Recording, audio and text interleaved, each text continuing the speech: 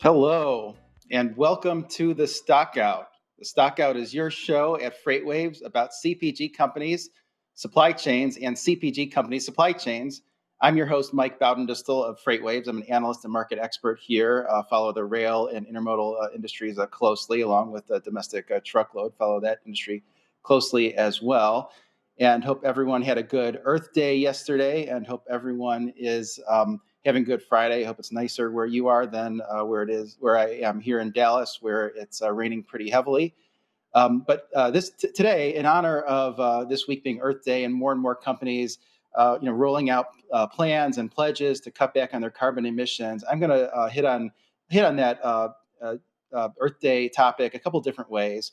First, I'm going to discuss a report that I spent most of yesterday, some of Wednesday as well, drafting up for our passport research product that directly hits the concept of reducing carbon emissions by converting truckloads into intermodal units.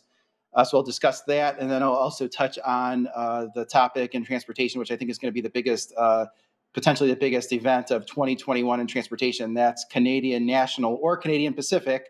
We don't know which one yet or if a deal will close, but one of those companies potentially acquiring Kansas City Southern Railway would be the biggest railroad merger in a long time, and I think maybe the biggest event in 2021. So I'll talk on both of those things, which seem to be the topics of the hour, and I'll try to relate those specifically to CPG companies, since that's the focus of this show.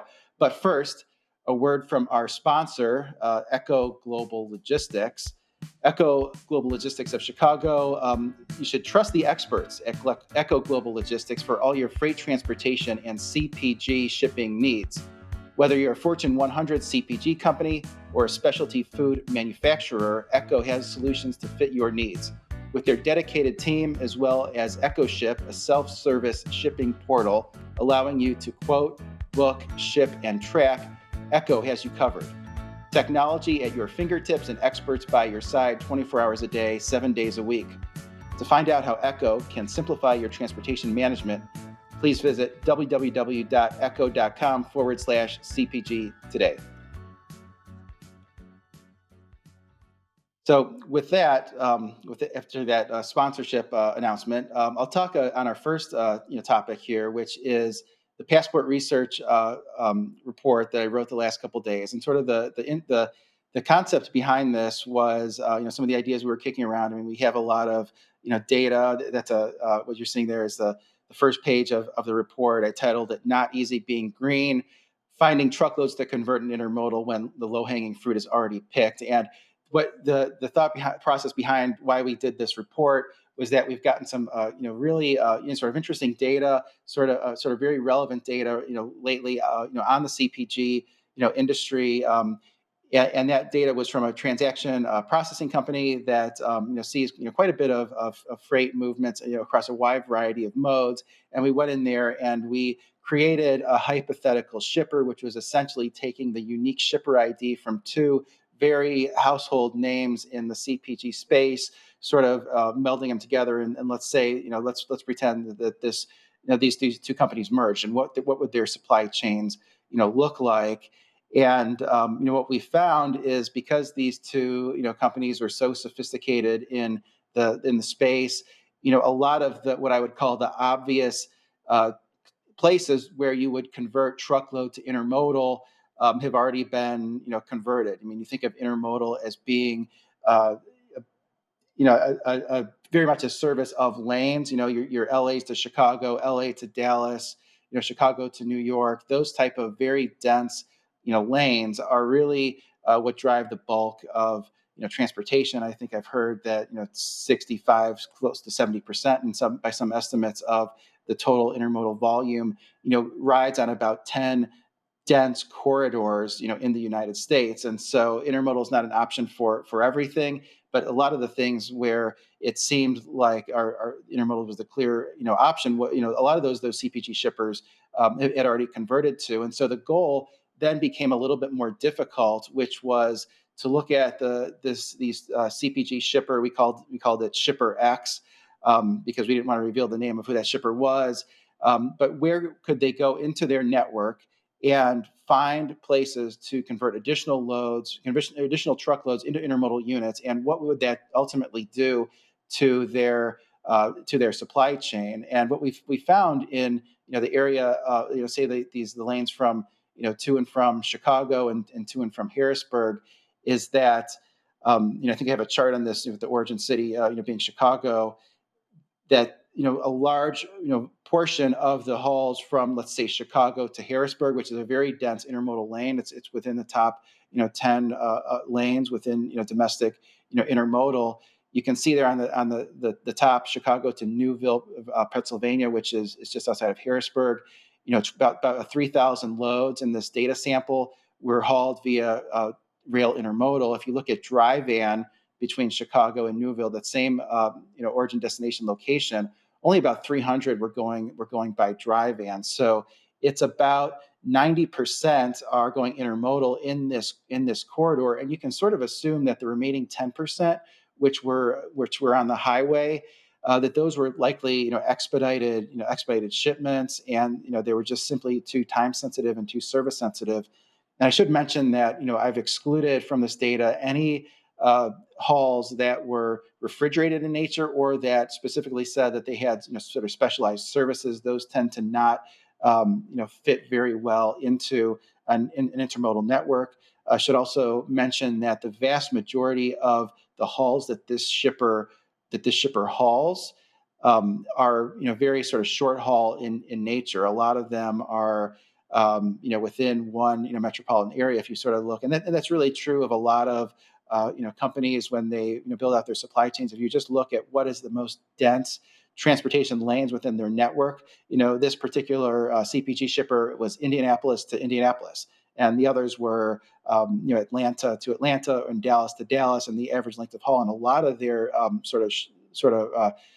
truckloads were only let's say 40, 50 miles, and so those, there would be, no opportunity for intermodal conversion. You think of intermodal conversion really sort of playing a role when you start to get into that 400 to 500 mile range, and so you sort of exclude the ones where the haul is too short, and start looking at where the shipper is moving loads that are further than 400 or 500 miles, and also with the criteria that they have long lengths of haul, and that they have sort of short drays, and you get into a situation where a lot of the low-hanging fruit has been picked. What we're seeing now is specifically in the Atlanta to Dallas lane, and between Atlanta and Dallas, you see all those other ones, Stone Mountain, Lithia Springs.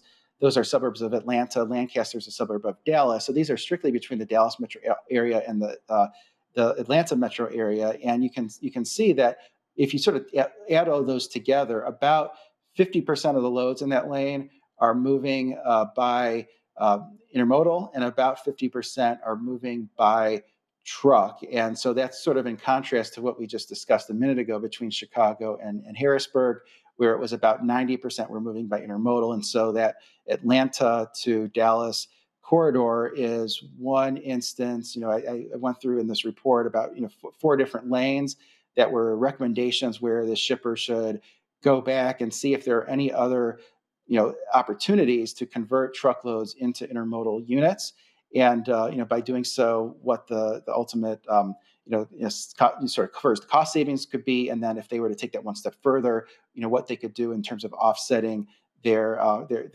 carbon impact. And sort of that Atlanta to Dallas corridor is one that sort of stood out to me, not only because it was not fully penetrated with intermodal with only about a 50% market share, but also because those are both big freight hubs.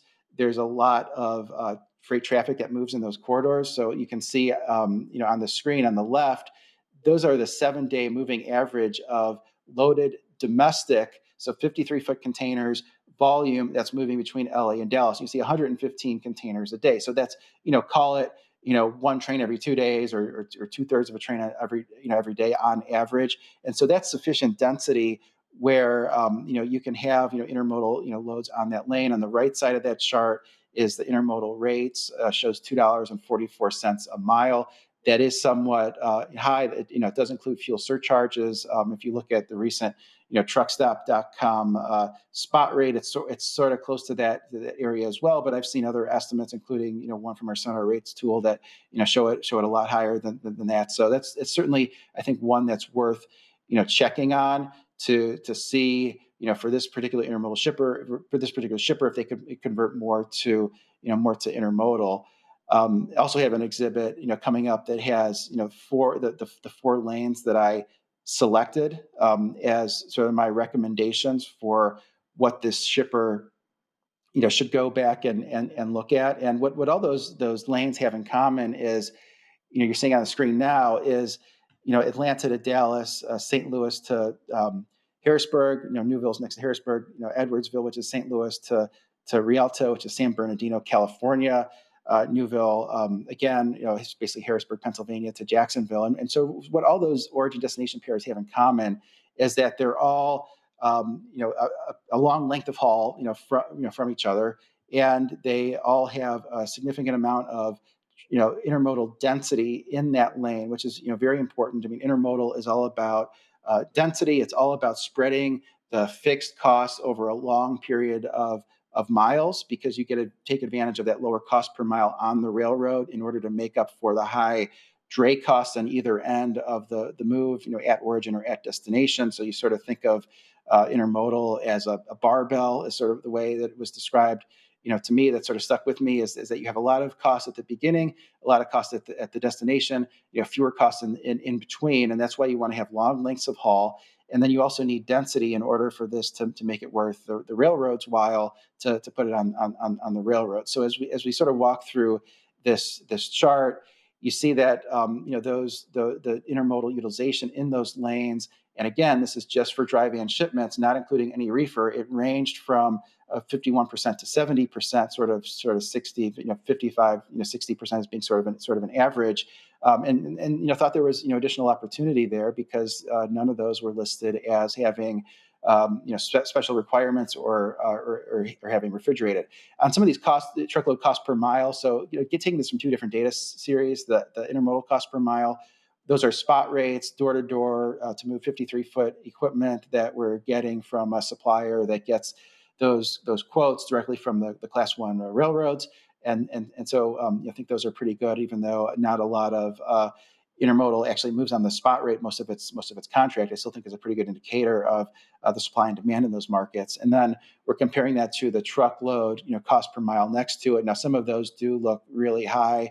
Some of those are from our Sonar predictive rates tool, but I think it's really just sort of a sign of the times with elevated spot rates, in place, a very tight truckload market. But you see upwards of $4 a mile, including fuel surcharge in some of those lanes. It is more reasonable on the backhaul lane, going back from St. Louis to San Bernardino, California. So that westbound route, which is actually a pretty significant backhaul route, both for trucking and intermodal, because of most imports come in through the West Coast, or at least that's the largest port of entry is the ports of LA, Long Beach, and then even not really dealing with refrigerated in this example, but lots of agriculture produce also makes sort of that same trip eastbound from California to the central part of the country. So it does end up, a lot of carriers have to reposition equipment, back west. And so you sort of put those 2 things together, and you do get a discount that is on those 4 lanes that is,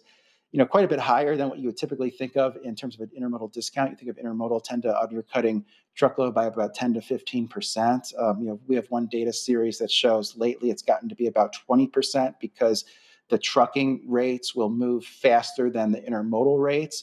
But in those cases, it's higher than that. And so that's why some of those savings per load, $1,000 plus, in some of those lanes, even a little bit higher than that, from St. Louis to California.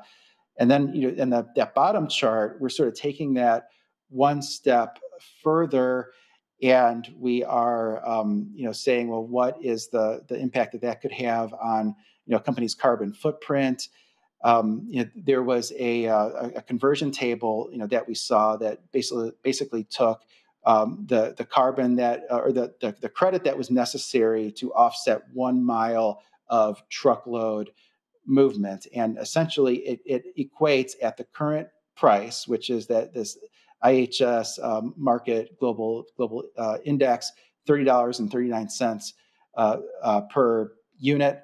You sort of take that conversion. It's about 5 cents to offset 1 mile of dry van. It's only about a penny on the intermodal side. So, but think about it being about a nickel per mile on the dry van side. And then when you sort of take that and say, well, some of these loads, if you could really save $1,000, per load by converting one load from truckload to intermodal, you divide that by a nickel, you get about 20,000 miles, and the average truckload length of haul is 450 miles. So that it says you offset 45 loads, just by converting one long haul truckload in a lane where there's a lot of profitability or a lot of discount to the truckload price in intermodal, and using that tax credit to offset 45 truckloads. Now those rates might be somewhat aggressive, but even if you think you're saving,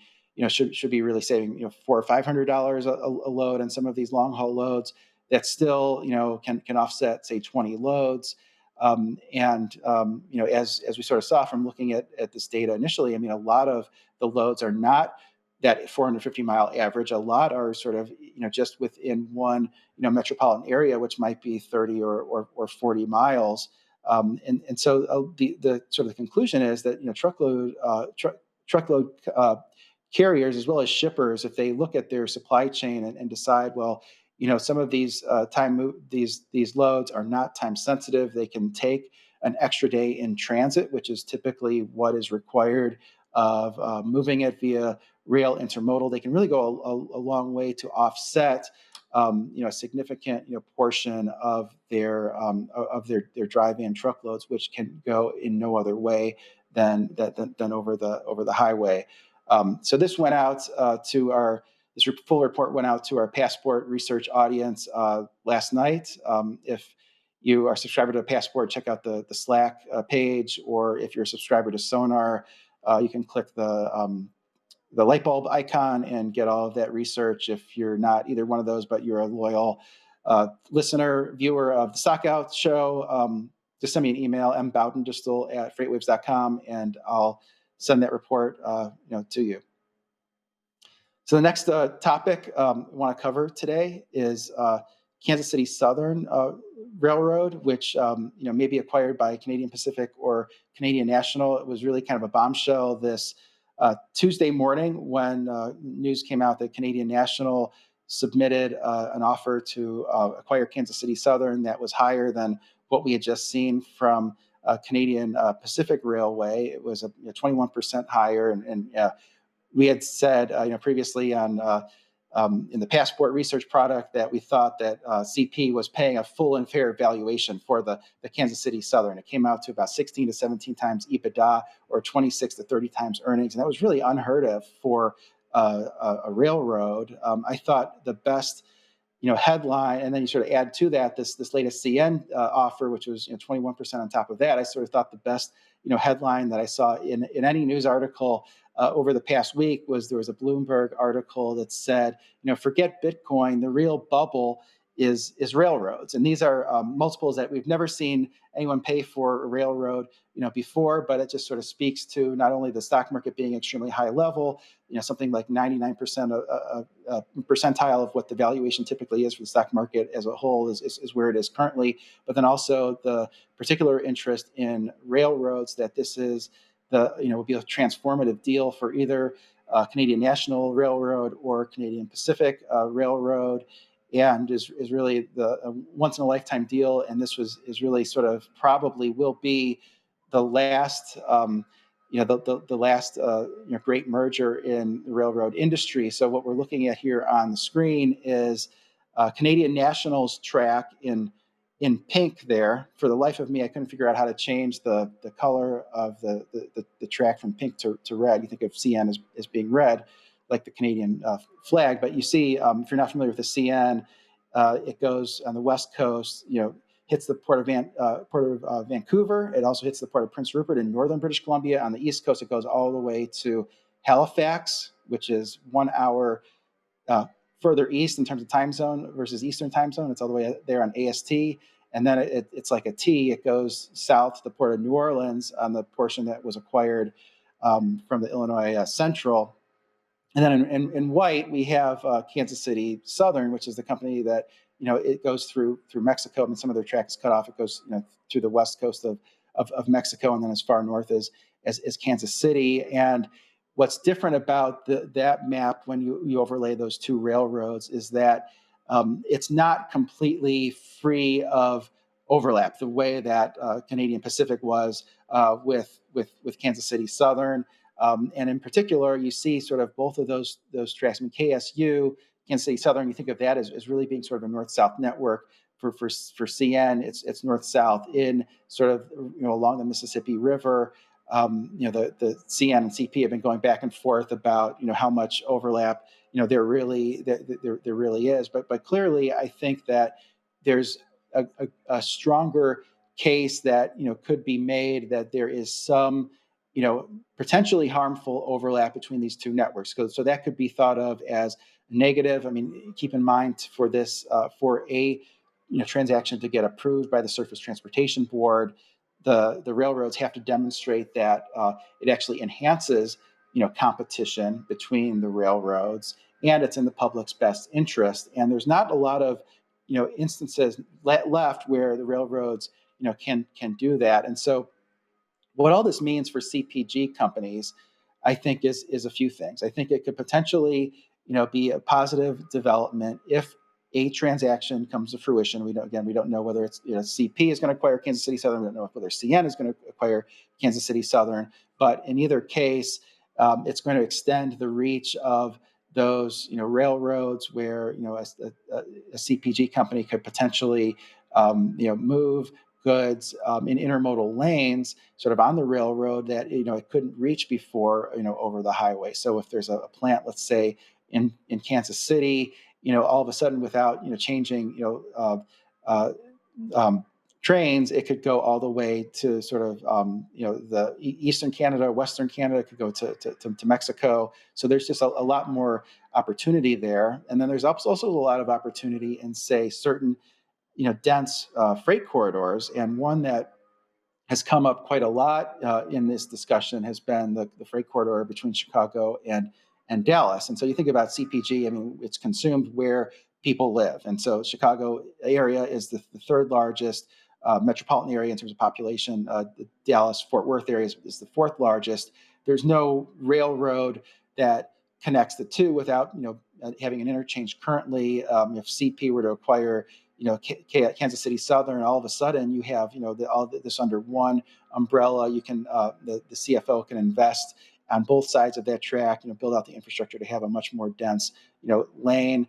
And that's really can be true in terms of extending the reach to all parts of North America. So that could potentially be a positive development for CPG companies. I think the fact that CN has come in with a more aggressive bid, really complicates things because first of all, the deal between Kansas City Southern and Canadian Pacific, it has to be approved by shareholders.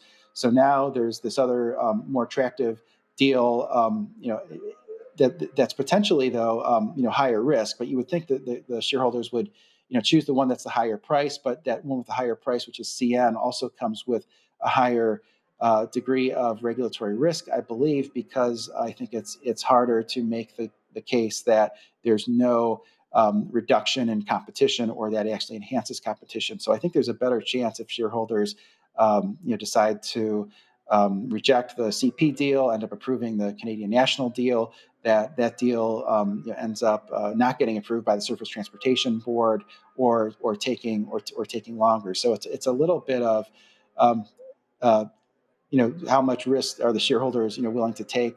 But I think this is going to be interesting to watch, and plan to have lots more coming out. Also, an interesting comment on this is that Union Pacific said that they're concerned about anti-competitive practices and things particularly on the border in getting shut out and some of the rail volume, on the Canadian or on the Mexican border. So plan to go, more into that, later as things develop. I think Joanna Marsh, who is our writer on the railroad industry for the site, she's published, I think, about 2 articles on this a day.